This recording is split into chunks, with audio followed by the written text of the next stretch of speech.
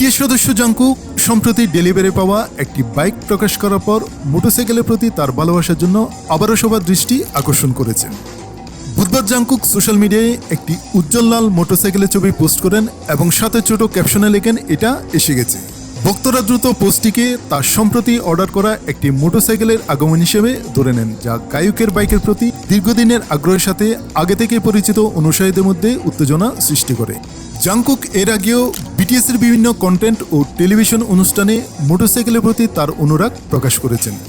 গত মাসে তিনি বিটিএসের পঞ্চম পূর্ণাঙ্গ অ্যালবাম আরেরাঙের হুলিগান গানের সাথে একটি ভাইরাল বাইক থিমযুক্ত চ্যালেঞ্জ ভিডিওর মাধ্যমে আলোড়ন সৃষ্টি করেন। ভিডিওটিতে জাংকুককে একটি মোটরসাইকেলে করে রাস্তা দিয়ে যেতে দেখা যায় এবং পটভূমিতে হুলিগান গানটি বাজতে থাকে।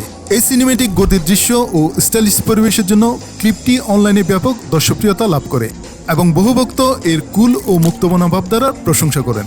এই পোস্টটি এমন এক সময় এসেছে যখন বিটিএস তাদের বিটিএস ওয়ার্ল্ড ট্যুর আরেরাং ইন নর্থ আমেরিকা চালিয়ে যাচ্ছে।